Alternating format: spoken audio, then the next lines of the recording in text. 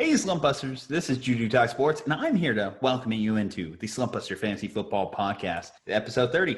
It's been a long time coming. We had to take a little bit of a hiatus on the fantasy football side of things, but we're back. Our host, the Fantasy Aristotle himself, he is here to help you with all your fantasy questions. And then a new face, but not a new voice on the Slumpbuster Podcast, Andrew Hagenbaugh is now a part of our team, and we couldn't be happier. But before we get in the show, we have to give a shout out to our sponsors, and we're happy to do such. Starting off with first, Manscaped.com. Now, Manscaped is the number one in men's grooming. They have the Perfect Package 2.0. They have the Lawnmower 3.0. They have the Crop Preserver, the Boxer Briefs, all kinds of fantastic products, and all of which can be yours. Promo code SLUMP. Save 20% off, plus shipping and handling. Come on, don't be a chump. Use promo code SLUMP. Save 20% off on the perfect tools for those family jewels. After you do that, go ahead and check out Nature's Relief, nature'srelieftx.com for all your CBD needs, and not just your needs. Don't be selfish. They also got plenty of CBD products, even for your dog.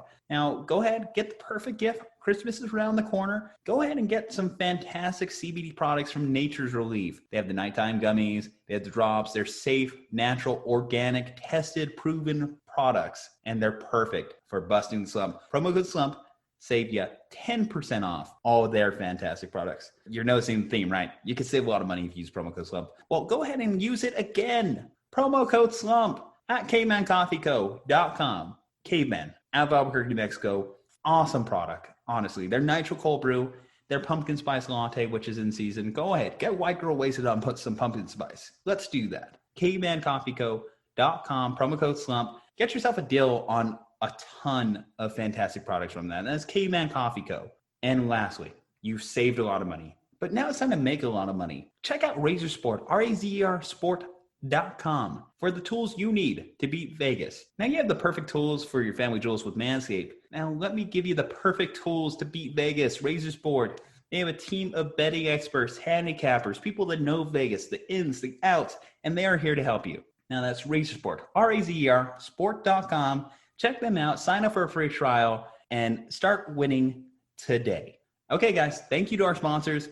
We appreciate having you. A lot of love there. As always, it is time to hashtag Bust The Slump. So let me kick it to the Fantasy Aristotle and Andrew Hagenbaugh, episode 30.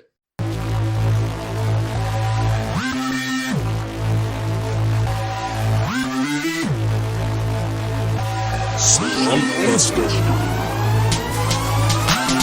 Quiet on the set, make sure my mic is on. Aris, Dre, and Juju Dog diving towards the pylon. Go for two, so damn rude, recognize authority. Spitting tips for fantasy, no way you're outscoring me. Bold predictions with conviction every single day.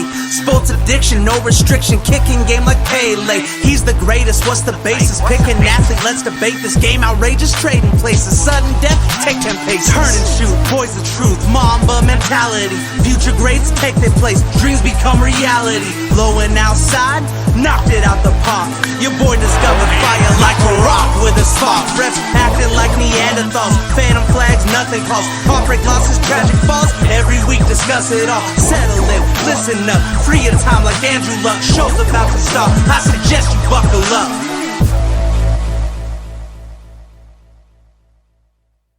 Let's get a we're back on 3. 1, 2, 3. We're back. We are back. Slumpbuster is back. I had to take some time off to deal with some personal stuff. 2020 has been a rough year. Everybody's got some personal things going on. I had to sell a house, and that was incredibly difficult. Don't ever put solar on your house because, that made that extremely impossible to sell. We got the dogs in the back because we're in a apartment from hell. Yep, because we're in a tiny little apartment, so the dogs are going to be here. Sorry, guys. Tried to fix it, but we can't. But I do have a guest with me today. We got Andrew from the one, the only, the Fantasy Geniuses. How are you doing today, bud? Dude, I'm doing fantastic, dude. I'm so happy to be here. You guys are amazing, and it's always a good time when I'm on here. Oh, yeah, we like you guys. You guys like us. You guys are a true friend of the show. We kind of lean on you guys for some fantasy stuff. You guys lean on us for memes and whatnot. And I can say, like, we're closing in on you guys in the fantasy podcast league. You guys are going to be 5-4. We're going to be 4-5. We had a rough start, but we're starting to come back. So That's a huge plus for us. Yeah, I see you guys. Yeah. Saquon Barkley and Kenyon Drake ruined it for us. Oh, no. I feel so bad because Saquon, this is like, what, the second season in a row where he's just gone down like week 3 or something, just boom, out for the season. It's like, you got to be kidding me.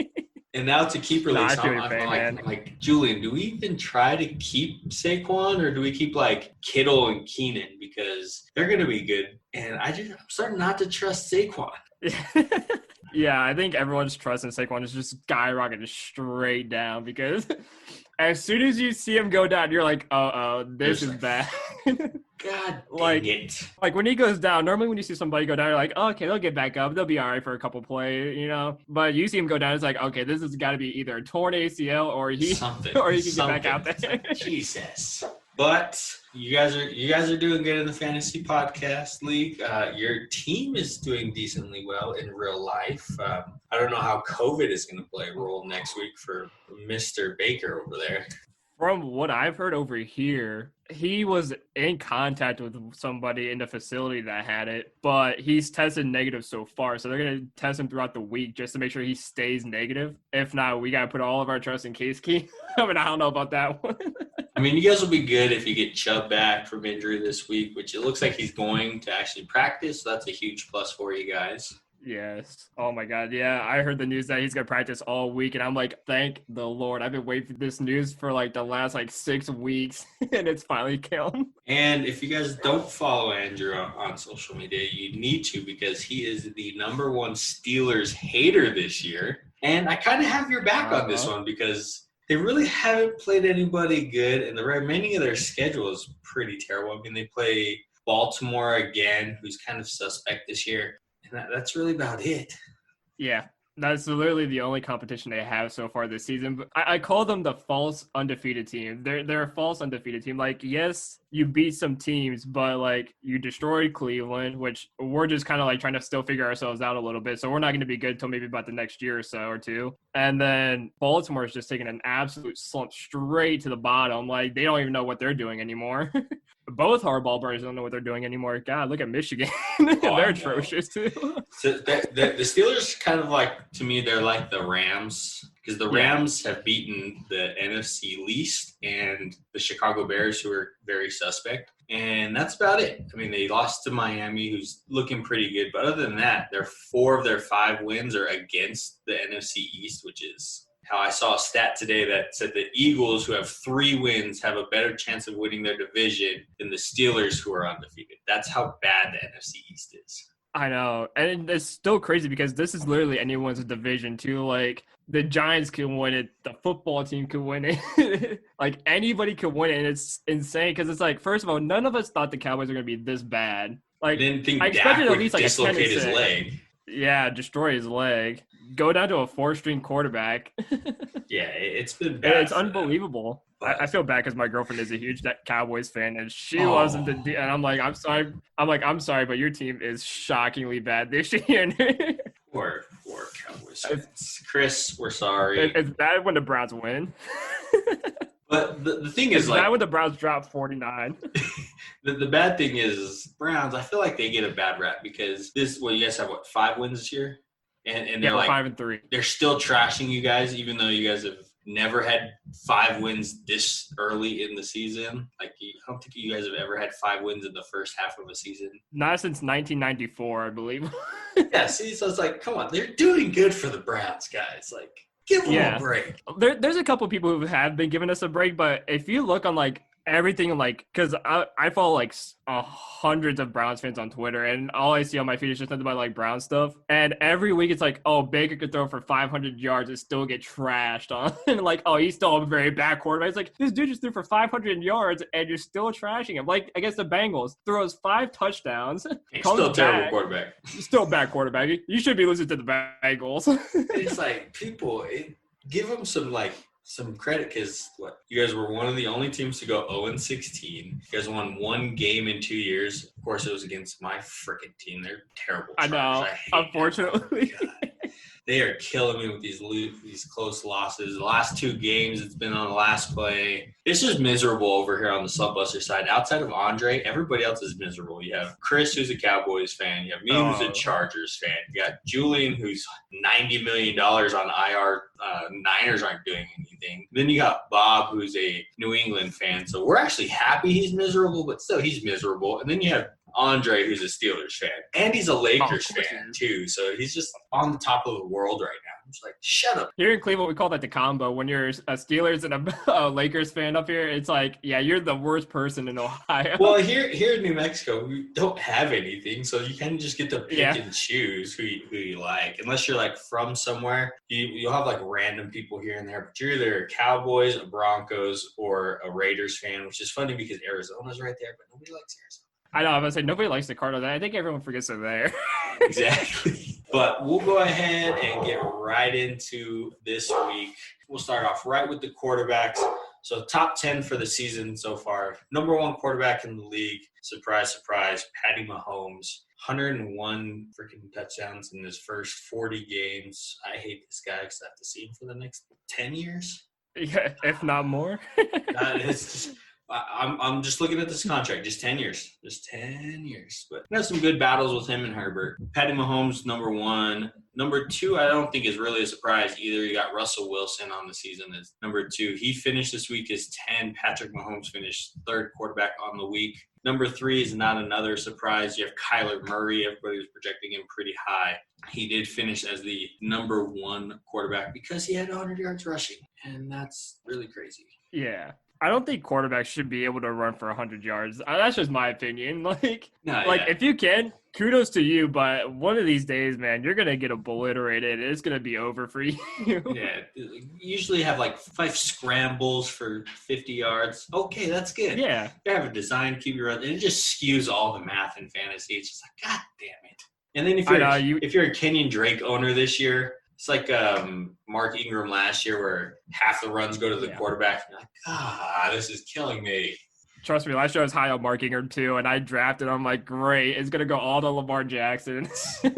It's terrible. Number 4 on the season, you got Josh Allen, who is very good at running, which nobody thought of coming out of college, but he's been pretty good. He's kind of up and down. I mean, a couple weeks ago against the Jets, he sucked. Those interdivision games are always pretty close, regardless of, you could have a 8-0 team and a 0-8 team go against each other, and they're still going to battle each other close because of the division. 5, you got Mr. Aaron Rodgers.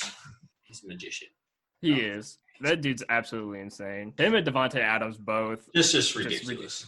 And then I watched the Pat McAfee show, and every Tuesday they have on Aaron Rodgers. And I was just like, I was just indifferent on Rodgers. But listening to him on that show, I mean, he's freaking hilarious. I'm just like, I want to hate this guy because he's not my quarterback. Good thing he's in the NFC and I don't have to see him very often. But now I'm starting to like him a lot because of this damn show. Yeah, he's a fun guy, it seems like. Number 6 on the week, we got Deshaun, or just 6 on the season, we got Deshaun Watson. Very surprising because we all expected them to be Super Bowl contenders, not contenders to give Miami the first overall pick of the year because they don't have any draft capital for like 10 years because of the Laramie Tunsil trade. Poor Deshaun Watson. Bill O'Brien destroyed that team. And then they're trying to get rid of they got rid of DeAndre Hopkins, and then they're trying to get rid of his new number 1 in Will Fuller, and it's just poor Deshaun Watson. I'm sorry, guy. I'm sorry. He just wants to play football and he can't.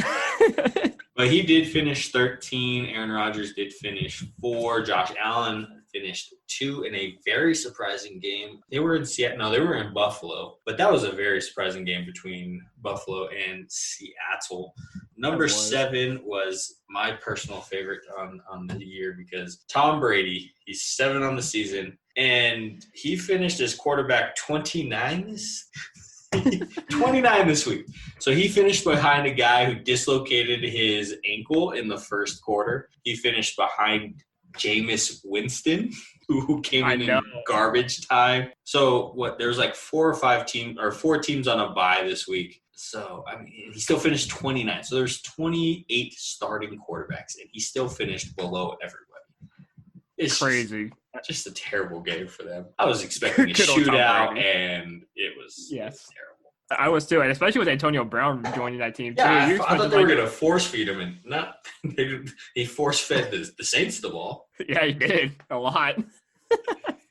Number 8 on the season, you got Ryan Tannehill, who really didn't have to do much, so he finished as 17 on the week. Then you got number 10 on the field, and number 1 in your hearts. Except if you're a Chargers fan, you don't have a heart anymore because it's been ripped out every fucking week because these guys just. All right, Justin Herbert, who is a shoo-in for Rookie of the Year. He's broken numerous rookie records. Yes, he's the lowest winning quarterback of this rookie class, but nobody cares. I tell you what, man, nobody thought of how he's going to play out of college, and I expected him to at least be like, a couple of years, he'll be there. Not this quick, I didn't think so. And I picked him up immediately before anyone else got into waivers, and I'm like, I'm getting this kid right now. And this was like a couple of weeks ago, and he's become my main starter. Yeah, so we picked him up in the fantasy league because we had Daniel Jones and Jimmy G as our quarterback. I think it was the game after Kansas City. I was like, let's just pick him up. He's going to be decent. He looked pretty good. So we picked him up, and now he's like our number 1 quarterback. We have him, Joe Burrow, Danny Dimes, and Jimmy G. So I'm like, this guy's killing it. Yeah. I mean, I'm going to say, like, we have it on record of me going, we don't really need him. We needed offensive line. I could have ran with Tyrod Taylor this year. We needed O-line, and it's coming back to bite me in the ass. But I'm kind of happy it is because he's killing. That's what I'm saying. It's kind of exciting it's biting you in the ass because now you're, like, looking forward for the future. Oh, yeah, trust me. Julian reminds me every time, though. He's like, hey, you didn't want him. I'm like, I didn't. I thought he was going to be a project, and this man is killing it. So, well, he's projected to be the Rookie of the Year. Herbie, I love you. Let's win some damn games, though. But I'm a Chargers fan, so I expect to win, but I'm always let down. And then number 10 on the year, Matt Ryan. We did get the stat from – I learned this from Austin, from you guys. Matt Ryan on even years, he's really good. Odd years, he's bad. Yeah. It's an even year, and he's a top 10 quarterback. So, hey, shout out to you guys for looking at some trends. And when he brought that up, too, I had to look at it twice just to make sure. And I'm like, he's got good years in his even years and bad years in his odd years. It's crazy. Yeah, it's such a weird trend that even years are good, odd years are bad. Usually it's like you get a new quarterback or a new coordinator, you're down for a year, you're good for 2 years or whatever. But that's a weird, like, roller coaster of good, not good, good, not good, good, not good. And he did finish. It's good for him to get Dan Quinn out of there, too. Exactly, so. Yeah. But so we'll go top 10 for the week quarterbacks. We kind of already set it up. So we have Kyler 1, Allen 2, and they actually play each other next week. So I expect these trends to kind of continue. I know Julian said we kind of had to go back on Allen and start to fade him, but I mean, he had a bounce back game. Really the only terrible game was against the Jets. He still can run. We saw what Tua did against Arizona's defense this week. So I can see them finishing 1 and 2 again this week. Yeah, I could too. I could honestly see it. I remember that conversation too of how we're just going to drop him in our rankings, and then next thing you know, he just pops off, and I'm like, okay, never mind. Lamar, we can still fade, but Josh, maybe we shouldn't fade him Lamar, just yet. Not yet. He showed us why. And then number 3 on the week is Patty Mahomes. He does have a bye week, but somehow he'll still figure out a way to throw for 400 yards and 5 touchdowns. That's what they freaking do. I hate Kansas City right now. We go from Denver and Peyton Manning to freaking Kansas City and Mahomes. We just can't catch a break. Can't freaking do it. It's terrible. I hate the AFC. We all hate it. Number 4, we do have Aaron Rodgers. He is playing Jacksonville next week. Jacksonville's defense isn't all that good. They're about middle of the road. He is going to be getting a fully healthy Aaron Jones next week. I could see this as a trap game because they're kind of bad, but I still think they roll on, and he still has a good game. He's still going to be a top 10 quarterback, so I don't see him falling off quite a bit, but maybe not number 4, maybe 8 or 9 on the week. I agree with that. Number 5, we got the white boy who obviously he cannot dance, but he tries so damn much. No. Drew Lock. I mean, not to get political, he kind of looks like Trump trying to dance out there. Just oh my god, yeah, the fist going. Just the white boy that tries to have a good time, but doesn't know how to have a good time. But it's like, I mean, maybe Missouri gave him some good swag, but it's like, dude, you're just way too white for that. Like, and I'm white, so I can say it. But I mean, the rapping on the bench too. I mean, From good last on you. year. He's having fun. Good on you. But he's playing the Raiders next week. I see him more as a QB2 this week than a QB1. I do too. Number 6, still my favorite quarterback nickname, Teddy Two Gloves. They do get Tampa Bay next week. He's using his receivers a lot better than he did. He's actually throwing the ball downfield. So I see him more of as a fringe 1, a low-end 1, a high-end 2. Maybe right there between that 10 to 15 range this week against Tampa Bay, just depending on which Tampa shows up. Hopefully the same one that showed up this week.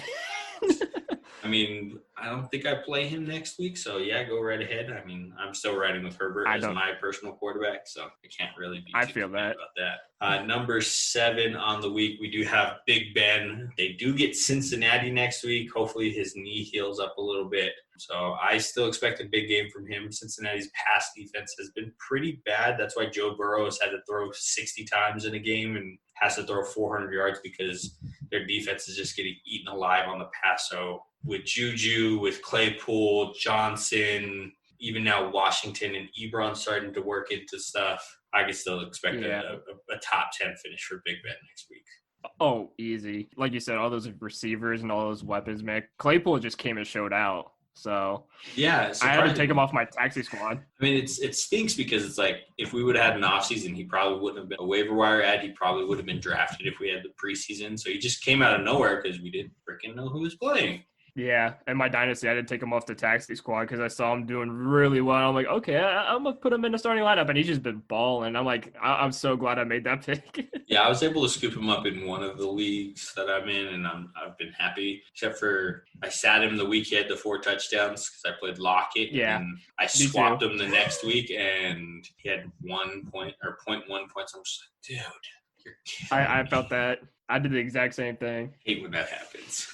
I know. You're like, he's not going to do good this game. And then next thing you know, breaks out, and the next game, negative points. I'm like, okay, do you. You do you. That's just fantasy for you. Yeah. Number 8, we have Drew Brees, who threw to everybody except for Jared Cook because all of the other tight ends had a touchdown. So thank you, Drew Brees, for ruining my chance to win because you threw to every tight end other than Jared Cook. Sure. Oh, my God. Talk about Adam Troutman, dude. He threw to literally everybody except for his 2 star players. Like, come on. They pulled him because, it was 31-0 at halftime. It was a bad game. I was getting annoyed because he kept going to Latavius Murray because I have Alvin Kamara, and I'm like, stop going to Latavius Murray. Jesus Christ. You have Alvin Kamara. They're like, Kamara, go ahead and sit down. Mike Thomas, sit down. Breeze, sit down. We don't need to get anybody hurt. It's 38-0 right now. Like, simmer down. Just go sit over there. Chill. And then Jameis came in for like 3 handoffs and a pass, and then he's eating dubs on the sideline again. I know. It comes for 3 handoffs. Acts like he won the game for the team. If you haven't seen it, go to Slumpbuster on Instagram. We have a meme about it. It's just it's hilarious. what it is. Number 9 on the week is my man Herbert. He's playing Miami next week. Kyler Murray was number 1 this week. Just played Miami. So I expect another top 10 finish. I probably expect to lose against Miami because it's freaking Chargers, and we're going to find a new way to lose this week, like we have for the last 3 seasons. But I still expect a big game from him. This is going to be a good shootout. There's going to be they should have drafted Herbert instead of Tua. They should have drafted Tua instead of Herbert game because you're always going to be compared to the people in your class. Look at Rivers, Big Ben, and Eli. They're all compared to each other because they were in the same class. It's just how it is with quarterbacks. Yeah, truly is. It's sad, but that's the sad truth. And then number 10 on the week is let Russ cook. He gets the Rams next week. They're actually letting him throw the ball, which is wild because they're always trying to run the damn ball. But it could be because Chris Carson's hurt. So if Carson comes back, they're going to go back to trying to force feed the run and letting him throw maybe 4 times a game, which is terrible because he's a really good passer, and we're seeing it this year. Yeah. Him and DK Metcalf, unreal. Even him and Lockett, I think he's like, I think they're almost still perfect on QBR for connections and stuff. So it's just ridiculous. Just let him throw. Yeah, just let him do work, man. Then you should have let Beast Mode run it. All those years ago, let Beast Mode run it. Nope, I'm going to throw it. Ooh. All right. Okay. So that's you just saw that catch too? Yeah, I would say the Jamison Crowder touchdown. Yeah, that's some points right there for me. We're still watching the Monday night game, guys. So if you hear some oohs and ahs and stuff, that's what's happening. So just go with it. We love football. Just leave us be. That's what we do. All righty. So now we'll switch to running backs. One on the season, surprisingly, is Kamara. With Dalvin Cook's recent blow-ups, I would expect him to have been in there, but then I keep forgetting that he missed a game. So, yeah, Kamara is obviously going to be number one. He finished 6th on the week, so we'll get into him here more in a second. And then just the man of the month really is Dalvin Cook. Dude's been unstoppable this last month, like really on God mode. I mean, he's doing in November what Derrick Henry usually does. Those like last 2 weeks in December, the first 2 weeks in January, he just runs over everybody. He has like 500 yards rushing in 2 games. It's ridiculous. Yeah. If you have Dalvin, yeah, absolutely a monster. Luck. Good luck. I mean, we all hate you right don't now. Go against Dalvin Cook. Derrick Henry. We hate you. We do hate you. Derrick Henry is 3rd on the year. I mean, they know it. They know how to use him. He's only going to get better as the season goes on because people do not want to run into him because he's a big freaking man. I mean, look what he did with Josh Norman. Yeah, that dude's huge. He threw him like a wet paper towel, too. Like, just picked him up and just tossed him like a child. I'm like, how did you do that to a grown man? Yeah, I don't understand how Madden does not have his stiff arm as a 99 still because it's ridiculous. It's like, that make it throw a lineman like it's nothing. It's terrible. It's like when you watch Khalil Mack or like Aaron Donald highlights and you just see him throw the offensive lineman to the ground. It's like this dude is doing this running 22 miles an hour. Like it's freaking hard. He's a big freaking man. Just I hate you, Derrick Henry. Dude's huge.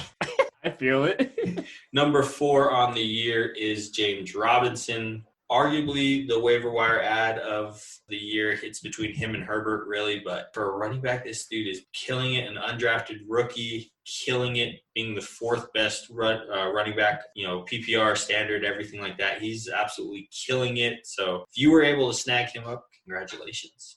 Yeah, dude, that kid's he's amazing. I had to pick him up because I'm like, dude, how is this undrafted rookie just balling out? Like, absolutely killing it. Like I love it. Yeah, you love it because you have him. I go against him this week, so yeah. I don't like it, especially going against Green Bay, who cannot stop the run. So, oh yeah, that's true. That's true. Pray for me. And Russell, if you're if you're listening to this, Russell, please sit him, please. Just please for once. Just for once. Just please. You're still a game ahead of me. So if you lose, we're tied. You got points on me. So you're still be ahead of me. Just sit. Come on, Russ. Just sit him. Number 5 on the year, surprisingly, is Zeke. And I say surprisingly because this team sucks. So bad, dude. So bad. It's terrible. I mean, he's got I think he has 5 or 6 fumbles on the year. They just can't get anything done. I mean, he dropped a pass yesterday. So I expect him to be an RB2, RB3 going forward. He might have, against a good matchup. But I mean, you're going to be stacking the box like crazy because he looks lost out there for sure. Yeah, I mean, sorry, Cowboys fans. It is what it is. I have too many friends that are Cowboys fans, so I can't name them. But yeah, at least we don't have to hear, this is our year for the Super Bowl. Them boys. I mean, if and we really don't know, so this is a really big if they make it to the playoffs as like a 6-win team, we'll still hear it because this is our year. We're 6 wins and you guys suck in your division. Simmer down. Honestly, you can go 4-12 in that division and still make the playoffs. It's gonna be Philly because they have that tie. Yeah, that's gonna be the reason why Philly wins because they have the tie. Yeah, I mean that's it. Against Cincinnati, but it's still a tie.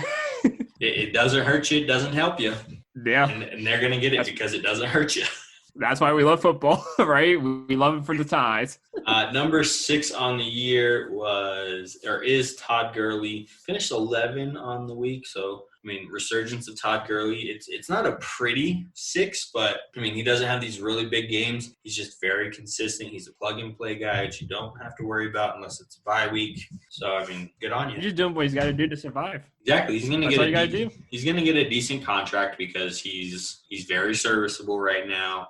They are spelling him with Hill and Ito Smith, so they are giving him that rest for his knee. But, he's doing what he needs to do. Yep, that's all you got to do. Just do what you have to do. Do what you're asked. Number 7 on the year is Mike Davis. Sorry if you're a Mike Davis owner because Christian McCaffrey's back. I mean, keep him because it's 2020 and anything can happen. Just keep him on your bench. I mean, hell, Justin Herbert learned he was starting 3 minutes before kickoff. Yeah, like Kendrick student. No, he's like, what? Yeah, so keep him. It's 2020, guys. Trust me, I had to start Patrick Laird over him. So number 8 on the year is Aaron Jones. He does have 10 days to get fully healthy. He probably wouldn't have played this week if it wasn't for A.J. Dillon having COVID. He's a terrible person, absolute terrible person. He took his girlfriend out for a birthday dinner. You're a terrible dude. Why would you take your girlfriend out for dinner on her birthday? Just you're terrible. Yeah. Terrible boyfriend. Piece of shit. So, I mean, just poor guy. I mean, what are you supposed to do? You don't take her out. Yeah. You're going to be in trouble because you forgot her birthday. Yeah. You have millions. Why don't you just hire a chef?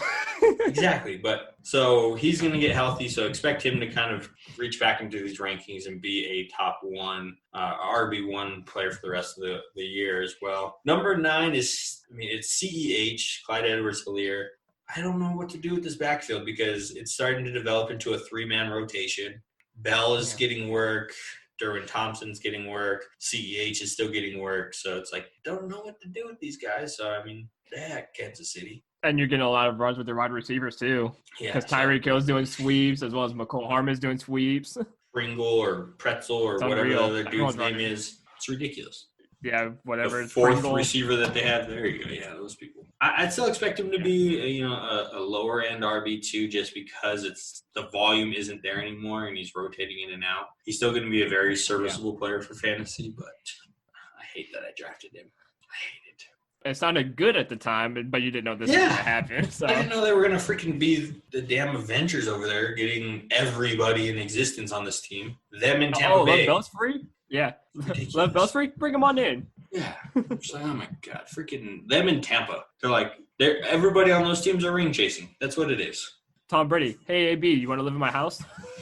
And then number 10 on the year, Josh Jacobs. He's actually doing pretty well. I'm not a big fan that Devontae Booker is starting to get more and more work because he's looking better and better the last few games and he's eating into his work. But I still expect him to be a probably mid-range RB1 to a high-end RB2 moving forward. They do have a favorable schedule moving forward. They have 1 or 2 tough games, but other than that, especially in the playoffs, looking pretty good for them. Yeah, it's looking very good for them. Alrighty, so now on to the weekly running backs. We talked about Dalvin Cook. They get Chicago this week. I don't really see his trend going down because he's just such on a hot streak. He's catching it. He's running it. Chicago's defense isn't all that like it used to be. And I could see them getting up and just eating clock because Chicago is very suspect. I don't think it's going to be any different for him. Dalvin Cook's still going to be Dalvin Cook. He's still going to run all over you no matter what defense you have. He's going to run all over you. That's just who he is. Only way to stop him is to hurt him because that's literally his worst game is the game he got hurt and the game he missed. Yeah.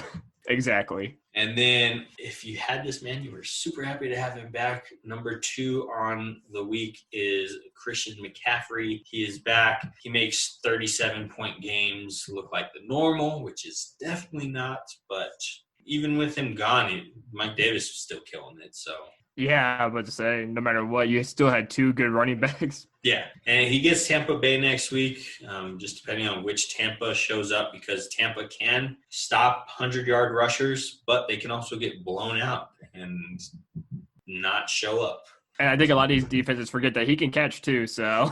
Yeah, he set the record for most receptions out of the backfield on the season, so he can definitely catch. Now they have more weapons. Teddy Two Gloves is actually pushing the ball down the field, which opens up those checkdowns. So, they're just playing off of each other now. So good for him, good for your owners. He had 1,000 passing or receiving yards and 1,000 rushing yards last season. So there's no stopping this dude. It's over. And then number 3 on the week is J.D. McKissick. He does get Detroit next week, so even more power to him if you can get him off the waiver wire. He's probably going to be the number 1 added player because we have no idea how long Kyle Allen's going to be out for it. More than likely it's done for the season. And Alex Smith loves to check down, loves to throw intermediate passes. guess what? They have a running back who can catch the ball. He had 9 catches for 65 yards. That's 9 extra points if you're a PPR. So get J.D. McKissick if you can. I know it's late into the season, so use whatever fab bucks you still have left. I think we still have like $40 left on our fab in the podcast league. So use what you can. Hopefully you don't have one of those guys that sells $100 because screw that guy. That's me. Screw those guys. Don't spend a dime. Still Until doing good. last week. Yeah. But like I said, they do have Detroit. Detroit's defense is pretty bad, especially against running backs out of the backfield. So he's going to be a big waiver wire target. Now to another waiver wire target on the Chargers, Hagenbaugh. He's our best healthy running back that we have right now. Justin Jackson exited with a knee injury. Austin Eckler just isn't back yet. And Hagenbaugh ran the ball really well because Joshua Kelly is still running very timid from those couple weeks where he had a fumble in, I think it was 3 straight games. So he's kind of running very timid. So Hagenbaugh, look for him to get a lot of the work. He's a veteran. He knows how to pass block, all that fun stuff. And he has played for Anthony Lynn before, so he knows the system. Yep. Hagenbaugh he's not bad, though. No, he's not bad. Especially now if you can get him off the waiver wire. Yeah. Kansas City's on a bye this week. Dallas, I believe, is going to be on a bye. Atlanta's going to be on a bye. So you have 3 or 4 really good running backs scoring on a bye. Hagenbaugh will be a really good flex option for you. And he even has, the ability to score you 16 points and work his way into a RB1 situation. I just absolutely miss Austin Eckler on my team. I'm missing him so bad. You miss him? I miss him. I'm kidding. Yeah, I was like, you miss him more. I miss him more. He's not even on my damn fantasy team. But I hope. Dude, I feel it. I hope he's out one more week because the guy I'm playing has him on his roster. So I would rather not get beat by my own Chargers players. That's like the worst feeling in the world is when your team's player goes off and you're playing that player. God damn it. Yeah, because right now I had him and Nick Chubb just sitting in my IR spots, and I'm just sitting just like waiting for them to come back. I'm like, when are they gonna come back? It's like the San Francisco Niners having, I think it's like 80 million on their IR, just paying all these dudes just to sit there. It's the worst feeling. Yeah, Number 5 on the week. Yeah. Number 5 on the week is James Robinson. We kind of already touched on it. He's playing Green Bay. Green Bay cannot stop a nosebleed right now. Fire him up. What more can we say? Yeah, he's going to dominate. It's easy. Kamara, number 6. They get San Francisco. Hopefully it's a better game where they're actually trying to play and not just run out clock with their second stringers. Kamara's best running back this year, so set it and forget it, guy, for sure. Yeah, just pray that there's not a 31-0 lead at like halftime, basically. Number 7 on the week is Jerick McKinnon, and I've been saying this for the last 3 years. I hate San Francisco's running back situation because you don't know who it's going to be. It was all supposed to be Hasty this week. It was all supposed to be Hasty. Hasty had 3 yards. Jerick McKinnon was supposed to be like a relief back because he was coming off of injury. So you just never know with this backfield. If you can accurately predict which running back's going to kill it and which running back's going to be where on the depth chart, good for you because I have no freaking clue. Or you just draft them all and start them all at the same time. Just put San Francisco running back, whichever one's best. Yeah. Number 8 on the season is the other D Johnson in Houston, Duke Johnson. He's only going to be valuable for you if David Johnson is out with his concussion still, if he can't clear protocol. He's going to be a big add on waivers because we really don't know usually by Wednesday if they clear. It's usually Thursday or Friday when we hear that they clear concussion protocol. So he's going to be a huge pickup on waivers as well. They get Cleveland. So, how's your guys' run defense? Run defense is actually not bad, actually. It's our passing defense that's atrocious. Well, good thing he can catch out of the backfield. That's what I'm saying. I know him all too well. We used him a lot in the passing game. Number 9 is another guy who's only going to be good for you if the actual running back is still injured. It's Wayne Gallman. They get Philly. It's an NFC East game. They're terrible. He might have a touchdown. He's going to be very touchdown dependent. I have no idea what's going on with the NFC East this year, so nobody does. Have at it. Go for it. We're all just sitting there watching and just laughing. He's going to be a touchdown-dependent RB2 if the volume's there, because we don't know what's up with Freeman just yet. But teach your own, I guess, with Goldman. You're going to see Danny Dimes run for another 80 yards and trip himself. Yeah, oh my God. Poor guy. I would have loved to be in film study and see the locker room's reaction to him falling down, because I saw the reaction when they were showing the reviews on Monday Night Football that day. But yeah, it was poor guy. Running faster than Lamar Jackson is a very good feat. That's what I was about to say. He ran faster than Lamar. That's crazy. That is insane. I was like, dang, I didn't know you could run that fast. And then 10 on the week is Josh Jacobs. He gets Denver this week. Denver's defense is very banged up. Expect him to be another RB1 because the volume is all there for him. This is a message brought to you by the Foundation for a Perfect Package. Why do I need Manscaped? Why do I need Manscaped? Why do I need Manscaped? Because the only frill I want is the one up top. Because being in a relationship is not an excuse to be lazy. Because I like talking ball, not smelling like them. Because deforestation is proven to prevent forest fires. Manscaped is the only brand dedicated to below-the-waist grooming. Manscaped's Crop Preserver guarantees that you smell your best all day long. Manscaped Boxer Briefs are the most comfortable underwear on the market. Manscaped's advanced skincare technology makes nicks a thing of the past. Manscaped is the #1 in men's grooming. Subscribers get 2 free blade refills every 3 months. Get 20% off plus free shipping and handling with the promo code SLUMP at manscaped.com. That's the promo code SLUMP at manscaped.com. Get your Lawnmower 3.0 today. We are the Slumpbusters. And we approve this message.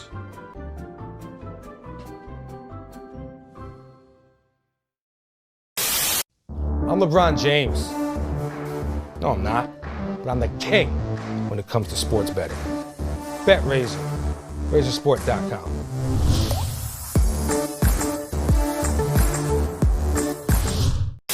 All right, so we'll swing into the receivers. Tyreek Hill is the #1 receiver on the year right now. Surprise, surprise, because he has freaking Patty Mahomes on him. Jeez, they're terrible. I hate the Chiefs. Just pound the desk. Damn Chiefs. Devontae Adams is #2 on the year, and that is super surprising because he left one game early. He's had his bye week already, and he's missed a game. And he's #2. This man is on a tear. It's just because of Aaron Rodgers. Him and Aaron Rodgers they're buddy. It's like Jordy from 3 or 4 years ago, 5 years ago, maybe. That's what I'm saying. He's like Jordy Nelson from like 5 years ago, 4 years ago. Just catch everything. And then #3 on the season is you have the man child, and I call him a child because he has a pacifier as his mouthpiece, DK. Seattle's ridiculous this year. Same situation as Aaron Rodgers and Devontae Adams. And Russell Wilson just... I mean, it's crazy because Russell Wilson has 2 top 5 receivers. He has DK at 3, Lockett at 5. Yeah. When you lock up DK, Lockett goes for 200 yards and 3 touchdowns. When you lock up Lockett, DK goes for 200 yards and 3 touchdowns. It's which one do you want to kill you? Yeah. Take your pick. Who's going to kill you? #4 squeezed in there between the 2 Seahawks is Stephon Diggs, the main man. I thought he was going to be bad for Josh Allen because Josh Allen's deep pass was the worst completion percentage last year, and it's fixed. Yeah, they worked a lot with him in the offseason, and they got it fixed. I mean, Diggs is killing it, and I should have traded CEH for Diggs earlier this year. Should have done it because CEH is not gonna do good anymore. Damn Chiefs. I hate you guys.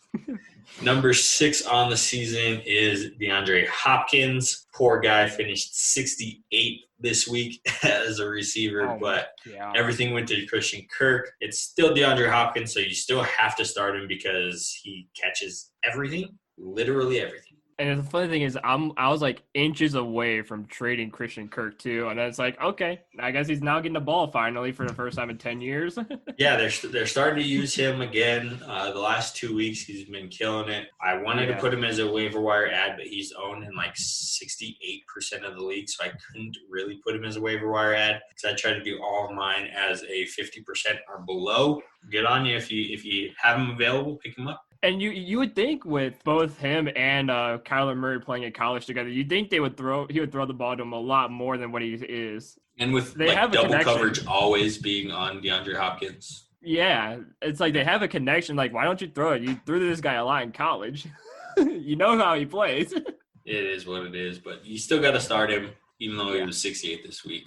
All righty, on to number 7, my main man, Keenan Allen, a.k.a. Slayer. My family hates it because in the fantasy leagues, I always have to have this man. I draft him every year or trade for him every year, and people still don't understand that they could literally get my best player for Keenan Allen when I trade for him, but I finagle it somehow to always get better value. Like last year I traded, who was it? I think it was James White, who's coming off a hell of a season. He had 215 points the year before, and Keenan Allen, I think, had 200, so I was able to finagle that. Like, hey, Brady still loves throwing to his his running back, and then they didn't use him. So I looked like a bad guy. But I love Keenan Allen. He is a every week number 1 now that the quarterback actually loves to throw him the ball. I don't know why Philip Rivers would go games without just throwing him the ball. He's just like, oh yeah, Keenan, one of the best route runners. Let's throw it over here to the other team. What the heck, Philip? And now he's doing it for Indy.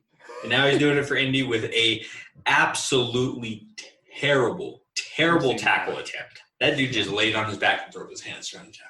I'm like, I love you, Phil, and I want big things for you, but that was terrible. Awful. But thank you, Keenan Allen. You're always on my team. So number 7 on the week, number 7 on the year. So let's go Chargers and let's go break my heart. Just go break my heart. Number 8 on the year is Calvin Ridley. He did not play this week, but he's killing it. And my hot take of him being a better receiver fantasy purpose-wise than Julio Jones this year is panning out. Yes. I'm about to say, that's starting to go your way now. Yeah, I'm loving it more and more, but, I mean, he's going to kill it. He's going to kill it always. Julio just demands that much attention for the defense. Number 9 on the year is Allen Robinson. Once Foles starting for them, I knew he was going to kill it. Surprisingly, Foles is using Jimmy Graham quite a bit. He didn't really like throwing to tight ends last year. That's why I was really high on Robinson once Foles came in because he likes likes receivers more than tight ends, but they're both killing it. Robinson's killing it. He did finish as 27 this week, so a little bad, but still, he's going to get you 8 or 9 catches a week, so. Always start him.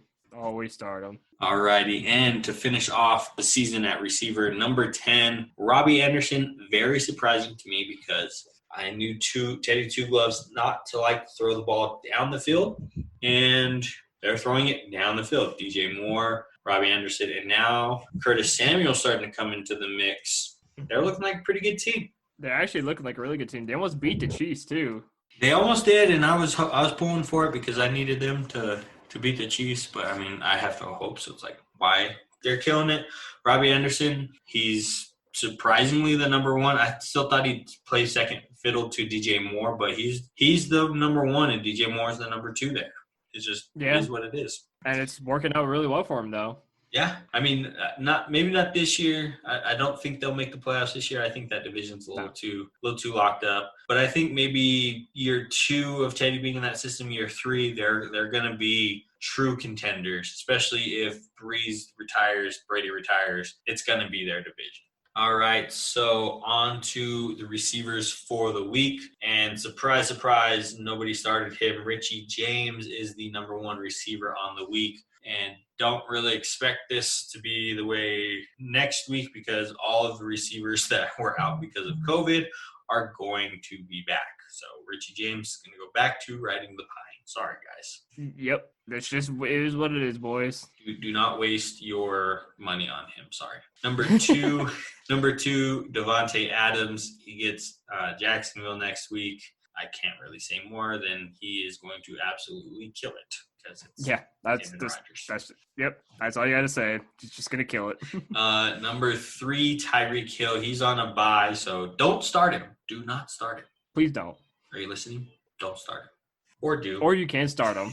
Yeah. If you're playing me, start him. But if not, don't start him. Number 4, DJ Chark, who I was very surprised that we had to play him in the fantasy podcast league because we weren't going to play CD Lamb and everybody else on our team is hurt. So it's like, let's just throw DJ Chark in there. And he absolutely killed it. Granted, he had 6 catches for 74 yards outside of his 175-yard touchdown catch. But still, for a undrafted rookie quarterback starting 140 yards and a touchdown on, I think it was 7 or 8 catches. Yeah. Couldn't ask for more. He's going to be lowly. He's going to have ups and downs, but he's the true number 1 out there. He has big playability. He's going to be a must start depending on who you have on your roster.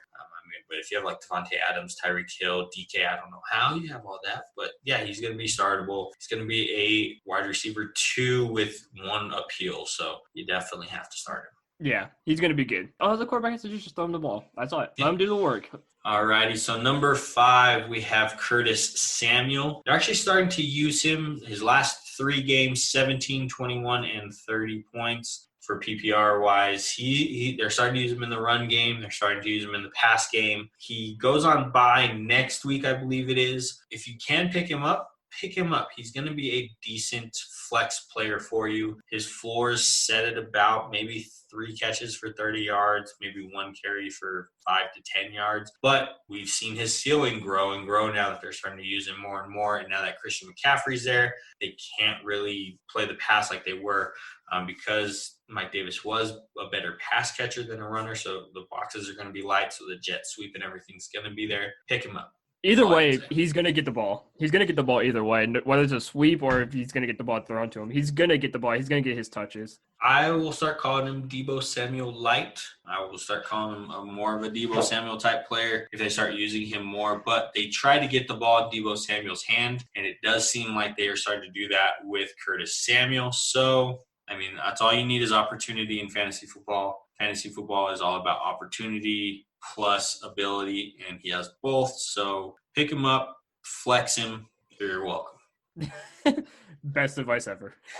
Number 6 on the week is Jerry Jeudy. Finally, the rookie comes alive. 125 yards and a touchdown. He is the de facto number 1 now that Cortland Sutton is out, and they're starting to get into a rhythm. Him and Locke are starting to get into a rhythm. He's going to be more of a wide receiver 3 with very big upside just because the Broncos offense is up and down, but everything's there for him to succeed moving forward, especially they have a decently favorable schedule. They have pretty much middle of the road matchups the rest of the way for the Broncos, and they're going to be fighting for a playoff spot. They're 3-5 right now, so they could be fighting for that 7th spot, possibly 8th if the NFL does decide to actually expand it to an 8-team playoff this year. So they're going to want to play for the wins. They're going to want to throw the ball. They're going to want to try to dominate. So good on you.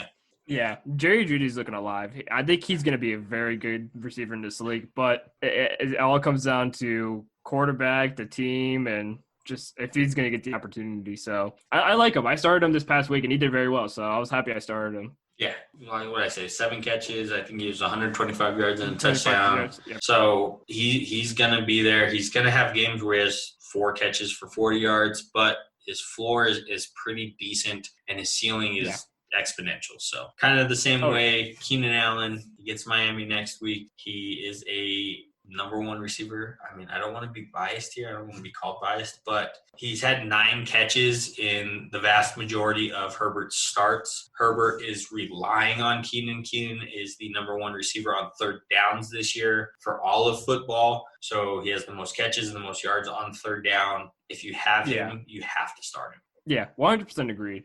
I like Keenan Allen. I know I'm going to get something from Julian about this. I already know it. I'll back you up.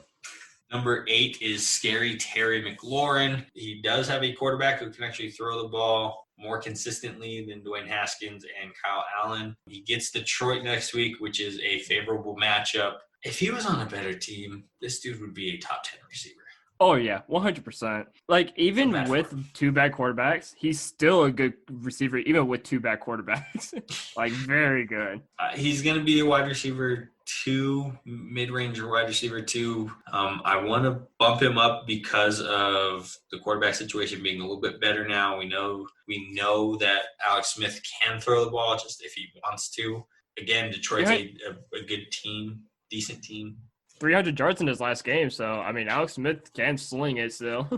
Yeah, he's just the only problem is, are they going to actually try to throw it down the field, just depending on that offensive line? Because no, they don't want him to break his leg again. I mean, he has a hamstring for a calf muscle, so I mean, come on. That's true.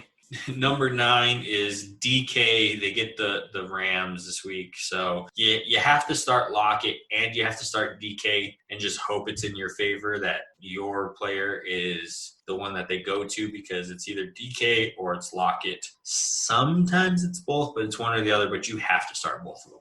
Yeah, both are a must start. You cannot – if you sit DK or Lockett, because I've seen that in a couple leagues where a guy's in Lockett or DK, I'm like, what are you doing, dog? Yeah, I don't understand people. And then number 10 on the week, Christian Kirk. They get Buffalo. I still don't say start him. I'm still a little hesitant on the start. Maybe depending on your situation of your team, I would start him. But I'm still a little hesitant on starting him just because he's had 2 really good games and the rest have been pretty mediocre. Yeah, I have him as more of like a desperation start. Like if you have like a bunch of guys on a bye or IR or something, just like he's like one of like a last resort. Like, okay, I got to throw him in there. Or even if you need like a flex option, he's a great flex option if you need that. Yeah, definitely. I'll agree with all of that. So we are rounding the end of the episode. We have tight ends and then just some housekeeping stuff at the end. Tight ends is my favorite because it's always just a dartboard throw on who's going to be there, because when we get to it here in a second, I can show you. Number 1 on the year is Travis Kelce. Not really a big surprise there. Again, he's on a bye because Kansas City's on a bye, so do not play him. Darren Waller, number 2 on the year. Not really surprising. We did see a big emergence. I did say he was going to have a little bit of a step back this season, which I'm starting to eat my words because he's the second best tight end this year. And he's looking like he's going to be a stable for the next couple of years. I know the turnover on tight ends is big. I mean, look at Ertz. Last 2 years, he was part of the Holy Trinity, as everybody was calling it. And now he's on IR and possibly gone from the Eagles. So from year to year, it's always a lot of changeover. But Waller's looking like a pretty good option for you moving forward, especially in dynasty leagues. Yeah, well, even Ertz, too, before his injury, he was never really getting the ball that much. Because I had him on my fantasy team before I dumped him. And he just was not doing the job. Like he'd be projected like 15 points. I'm like, okay, this dude's projected 15. Gets like 3 because he's not getting the ball. Yeah, no, it's such a weird team Philly is. I can't figure them out much. Number 3 on the year, very surprising, TJ Hawkinson. We all knew his ability was there, and now it's finally coming to fruition. TJ Hawkinson's 3 on the season, 5 on the week. So especially with Galladay being out, expect him to continue the trend of big games. Number 4, let's put up a prayer for George Kittle. He's the 4th best tight end on the year, and he's done for the year because everybody on the Niners is done for the year. Yeah, that team is done for the year. We'll put in a moment of silence for Julian's team. It's okay, Julian. We're sorry. Number 5, Hayden Hurst. This is another guy that was projected to have a big year because he's very talented. Matt Ryan loves his tight ends. Look at Austin Hooper, and it's actually paying off. He's 5 on the year. He was 6th on the week. Continue to fire him up because it's a weird tight end year. Look at it when we talk about Irv Smith here coming up. Oh, yeah. I like Hayden Hurst. He was a very low-key guy in Baltimore. Oh, yeah. I mean, Baltimore had like 18 tight ends, so it was kind of hard for anybody other than Mark Andrews to get, like, they had Boyle, they had like some dude named Max with like 2 X's, Hayden Hurst. Mark Andrews. They were like the Bears. The Bears at the start of the year had 10 tight ends on their roster. Like, why? Why? Yeah, why do you need that many tight ends? Number 6 is don't get me wrong. The Browns ends. kind of do have that many. Yeah. You guys have Hooper. We have Hooper, Njoku, Harrison Bryant. You guys do have quite a bit. I mean, I can't. We really have quite a bit. We have a fourth one that's good too, but we have four. We have four. We have that 6'9" dude who dropped game-winning pass. Y'all didn't see that, but I threw papers because life of a Chargers fan. So on. Jimmy Graham is number 6, and this is why I said it's surprising because Foles doesn't like passing to tight ends, but Jimmy Graham's getting a lot of work. He's getting some resurgence. He was 2 on the week and 6 on the year, so continue. Yeah. You know, I would continue to play him, especially because the tight ends outside of like the top 4, you really are just streaming everybody else. Yeah, I think this year is the year of like the tight ends because with like all these receivers going down, all these quarterbacks going down, with everybody just going down, like tight ends are the ones who are seeming to like stay healthy and stay consistent. Throw it to the big guy in the middle of the field. They're the trustworthy ones. Number 7 on the year is Jonnu Smith. He was 9 on the week. Tannehill's going to throw him the ball. It's him and A.J. Brown, Corey Davis every now and again, but it's really those 2 guys on the receiving end. Number 8, Mark Andrews, and I'm going to say this. This is a hot take. He's no longer a must start. He's had 30 yards in the last 3 games. He's very touchdown dependent now. Lamar has taken a step back. Therefore, Mark Andrews is going to take a step back. Well, yeah, I would say the same thing about the entire offense. As Lamar Jackson went down, that whole offense just went down. So, hot take. Let's see if it comes back to bite me in the ass, but that's my hot take. Number 9, Robert Tonyan. Big Robert Tonyan. 3 touchdowns a couple weeks ago and 3 catches this last week. But again, they really didn't have to do much to beat San Francisco. Now that Devontae Adams and the whole stable of running backs is going to come back, maybe you see him getting more action because they're going to be stacked in the box or everybody's on Devontae Adams. So maybe he starts getting some more play, but we'll see how this plays out. He's going to be a boom or bust type of guy, so start him sparingly, but that's what it is with the tight end position anyway. Yeah, no kidding. All right, number 10, Evan Ingram. I mean, it's, again, NFC East team. Some weeks they look like they're killing it. I mean, they almost beat Tom Brady, which isn't really saying much anymore because Tom Brady just got blown out. But yeah, it's NFC least for a reason. They're not really good teams. I mean, hell, the 20-yard line tackled their quarterback on a touchdown run. So that's so sad. Sorry to keep bringing it up, but I mean, it is what it is. So you have so much room. Just slow down. Just slow down. His top half was moving faster than his bottom half, and that's what happened. Yeah. And he just fell over.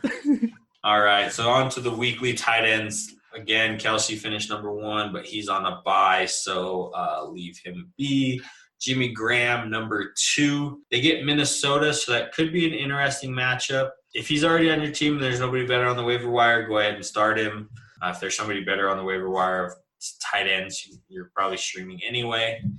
Number 3, Evan Ingram. They get Philly. Again, it's the tight end position. Look at Irv Smith at number 4. He had 2 touchdowns on like 3 catches or something like that. They're all going to be touchdown dependent guys. TJ Hawkinson at number 5. I just love writing down the Washington football team as those abbreviations instead of WAS because it spells out what the fuck.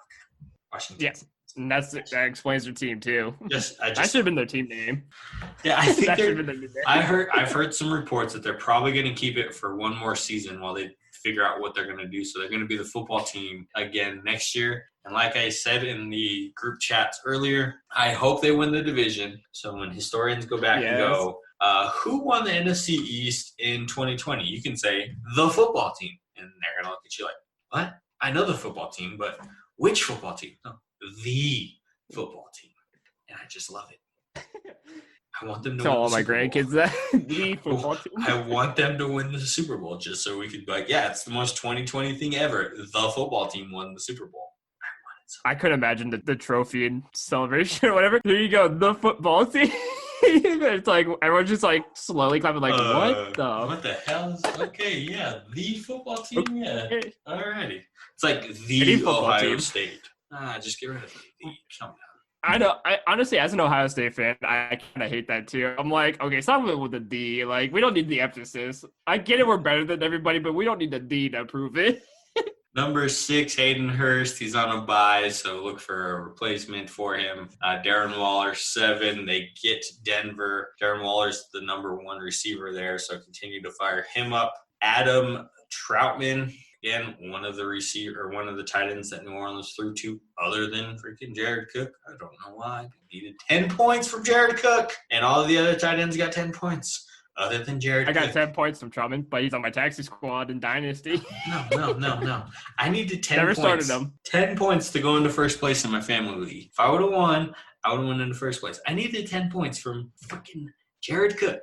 And that's an easy game for him, too. No, it was Jared Cook and AB. I needed to close a 10-point gap, and all she had was the running back, Ronald Jones. And I still lost. Yeah. And I still lost. Yeah. Oh, so mad. Jones. All right, so Adam Troutman, I wouldn't start him up because it's New Orleans. That's the first time I've ever heard of Troutman.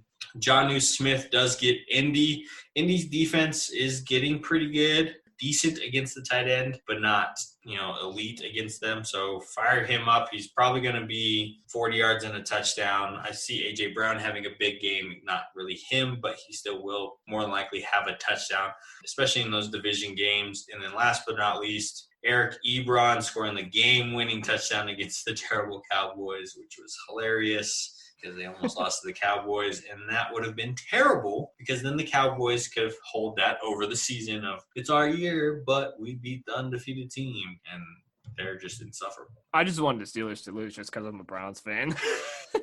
Oh, poor Brownies. I know. 20 years has not been the greatest. Alrighty, so that's it for our positional breakdown. We will get down to our slump buster of the week. Again, it's a person that was terrible this week who will be good next week. And are you ready for this one? Any Browns player, or not Browns player, Bucks player. Any Bucks player. They had 4 rushing attempts. You can go to Browns player. No, it's just Bucks. They had 4 rushing attempts. Brady had 2 fantasy points. Nobody had above 40 receiving yards. Any Bucks player next week will be our slump buster of the week. Watch this come back and bite me in the ass. They get blown out again. Watch. I just picked a whole freaking team, and it's going to come back to bite me in the ass. But Brady any goes Bucks out there and player. throws 3 picks. Oh, I'll be so mad. I will be so mad. Alrighty, guys. So the last part of the episode, waiver wire ads. It's going to be a short one. There really wasn't much people that fit the criteria of 50% or below rostered. Really, it's 3 running backs and a receiver. We've already talked about all of them. J.D. McKissick, Keelan Ballage, Duke Johnson, and Curtis Samuel. All of them are getting more and more work. McKissick has a quarterback that likes to pass it or check down to a running back. Keelan Ballage is the only healthy running back or almost healthy running back in the Chargers offense. Duke Johnson for David Johnson, the other D Johnson on that damn team. Like we needed more D Johnsons. And Curtis Samuel, who's actually starting to get more and more work, 17, 20, and 30 points respectively in the last 3 weeks. Is there anybody else that you wanted to add to the list? Oh, man. Dude, I'm going to have to pull up some waivers real quick just so I can get a name out there. Just one single name. And just one single name. In light of Alex Trebek passing this weekend, we will play some Jeopardy music in the background, but we really can't because it's probably copywritten. But you could just sing it in your head while we wait. And staying home from school will never be the same because Alex Trebek, who was a huge part of everybody's staying home sick with Jeopardy, Wheel of Fortune, Price is Right. He fought cancer for years, and the tributes are moving to him, so rest in peace.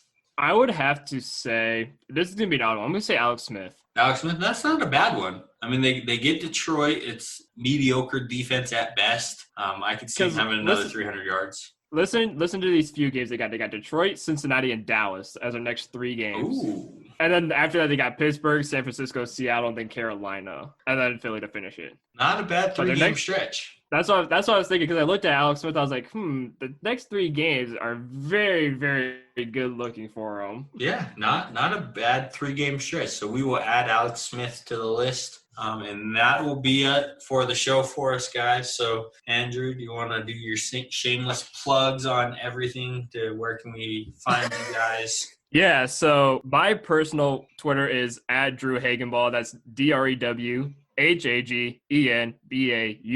Sorry for any complicated last name. Then you can follow our mine and Austin's show page, The Fantasy Geniuses, @the FF Geniuses on Twitter and @the Fantasy Geniuses on Instagram. Trust me, we know all about complicated last names. My last name is Blakeney. Andres is Huynh. If you want a fun one, look up Vita Vea's full name. Oh my God, dude! We will do this. We will do this real quick on the podcast. Hold on. We're gonna ask Google. Let me make sure Google's up all the way. What is Vita Vea's full name? Its full name is Tavita Taliakiono Tupolotu Mosese Vahai Fahoko Falatau Vita Vea. And we will end the show on that. Thank you guys. That's it for us today. We'll see you.